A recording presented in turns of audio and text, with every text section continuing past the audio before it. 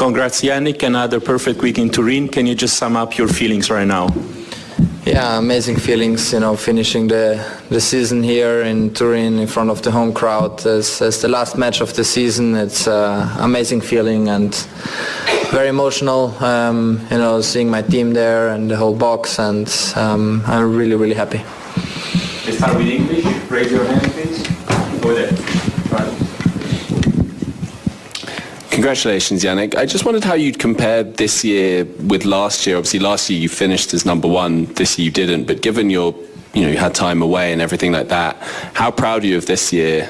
If you're able to kind of compare the two, 2025 and 2024. Well, look, honestly, I don't want to compare. It's amazing season. Last year has been an amazing season, and this year. Making 4 Grand Slam finals, coming here, winning here, having this big streak in the end of the year, it's amazing. And but mostly I feel to be a better player than last year. I think this is the most important. It's all part of the process. I always say and believe that if you keep working and then trying to be a better player, the results they're gonna come. This year it was like this. Of course, as I always say, the off season, and now we have a lot of time to adjust ourselves already for next season, and being as ready as possible. But honestly, amazing season. Many wins, not many losses, and all the losses I had, I tried to see the positive thing and being trying to evolve me as a player, and I felt like this happened in a very good way, and so I'm extremely happy with this season. Jannik, what do you feel, as you were playing that match, there were some crucial moments in there, and it was obviously a tight two-setter. What do you think made the difference to get you over the line? Was it saving the set point? Was it breaking back in the second? What would you say did it for you? Well, for sure, that's what you said. They are the two key moments, felt like. But in the same time, we both started off, missing because we know each other, what we have to do. And when you play a final and against a very, very tough opponent, you tend to miss a bit more, and it's normal. And but we both had our tactics clear in our mind. I felt like the second set maybe the level was a bit higher, because of a bit more of rallies, and was a bit more difficult to get through Carlos. But the key moments, they're always there, 30 all at times, if you don't serve well. The key moments are also for example, in 2-1, and in the first set, because if he breaks there, it's, the match could lead very fast in other way, so it's always a part of perspective how you see the match. But I felt like small details made the difference. I was lucky when I broke him back with a shanked return, I also have to say that. But no, at the end of the set, I felt like we both were playing great tennis from the back of the court, and the small margins. What's fascinating here is how Jannik talks about the match from a place of precision rather than emotion. He understands that against a rival like Carlos, the entire match boils down to micro-moment single points, tiny momentum shifts, half chances.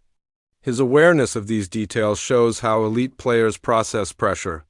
He isn't framing the match as big moments, but rather as an accumulation of small margins that demand absolute clarity. And what's impressive is that he acknowledges luck like the shank return without diminishing his own level or the work that led to this performance. This balance of honesty, humility, and competitive intelligence is exactly why his game continues to evolve. He's not just reacting to matches. He's learning from the rhythm, the patterns, the match flow. It's the mindset of a player who knows he's in the middle of a long-term rivalry shaped by details, not drama. Are very, very small. Yeah, of course.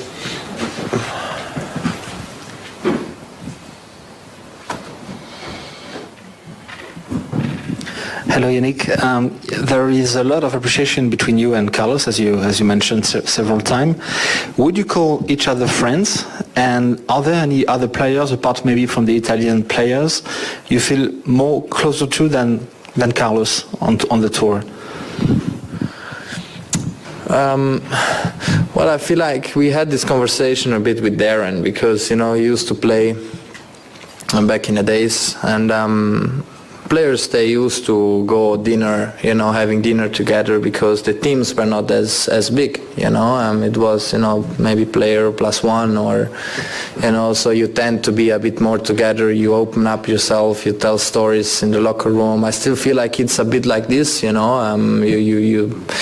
have your more favorites, not players, but friends in the locker room, you talk a bit, in different ways, and of course I believe that Carlos has great friends, and I have great friends too. You tend, to go a bit more in the national team because it's normal. You spend more time with Italians. I do have also other players I feel very close to. Jack Draper, Aurelio Pelka, this kind of friendships, because I feel they're honest, and you can get along very well. But with Carlos is also a bit, different because of on-court reasons, and we have a very good relationship, rivalry, call it however, and I feel like, we can talk about everything still, and I think it's great. We are good friends off the court. We do respect us in a very healthy way, and also the teams, my team get along very well with them, and I think it's a good harmony, but in the same time, there's also the work and all the rest behind, which, it's all about balance. Charlie, last one. Jannik, feels like you talked about after the US Open final about adding more variety to your game. We've seen changes to your serve as well. Could you just talk about those two areas of your game and how they've evolved since New York? Yeah, they have evolved in a positive way, of course, especially the serving. From the back of the court, it's being a bit more unpredictable. It worked well, or at least better. I do believe that I have still margins where I can play better at times, but it's also difficult because you have to give a lot of credit to the opponent. Carlos is an incredible player, hugely talented. And it is difficult, it's every point you have to earn in a very right way, and you have to push over the limits.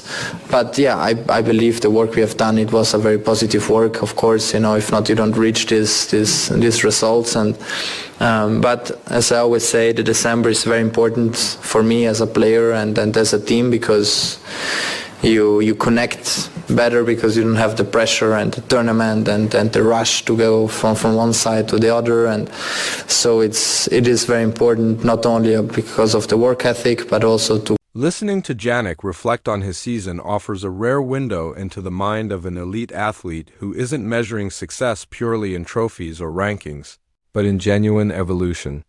His entire perspective is rooted in growth, technical improvement, mental balance, strategic refinement. When he says he doesn't want to compare this year to last year, it isn't avoidance. It's maturity. Each season carries its own context, its own challenges, its own breakthroughs. And for him, reaching 4 Grand Slam finals, winning titles, and performing at the highest level in front of his home crowd isn't just a resume, it's evidence of becoming a better, more complete player. What stands out is how consistently he ties everything back to process. Whether he's discussing the streak at the end of the season, the adjustments to his serve, or the unpredictability he has added to his baseline game, he views every improvement as part of a long-term development arc. There's no entitlement, no expectation that success should come automatically. Instead, he frames progress as a natural outcome of effort, discipline, and curiosity. That mindset is a major reason his rise hasn't hit plateaus. He doesn't chase outcomes. He builds systems. His comments about pressure and key moments reveal a player who understands competition at an incredibly deep level. Instead of isolating the match into dramatic turning points, he views it through the lens of perspective, how any 30-all point or early break chance can reshape momentum. This is exactly how top players think, not in emotional spikes, but in the quiet, constant tension of execution.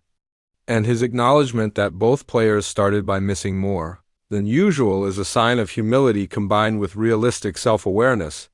Finals create nerves. Rivalries add weight. Yet he and Carlos still played high-level exchanges, built on trust in their patterns. Equally compelling is how he speaks about relationships on tour. Jannik is part of a generation where teams are larger and personal time is limited, yet he still values authentic connection. His respect for Carlos is genuine, rooted in both competition and friendship, and you can sense that their rivalry has become something that elevates both of them. His reflections on the evolution of locker room dynamics, how players socialize differently today than in past decades, show that he understands the sport both as a job and as a community. And his honesty about which players he feels closest to underscores how grounded he remains, despite the spotlight. Finally, his view on December preparation is one of the most insightful parts of the entire conversation. He sees the off-season not just as a time to train, but as a period where the team reconnects without tournament pressure. This idea, strengthening communication, refining understanding, resetting energy, is what makes his team environment so effective. It's not just tennis work. It's human work. All of this paints a portrait of a player who is not only winning matches, but building a career with intention, humility, and long-term vision. Jannik's growth isn't accidental. It's engineered through self-awareness, high standards, and a deep love for the craft. That's why his rivalry with Carlos is becoming iconic. Two players pushing each other toward higher versions of themselves, on and off the court.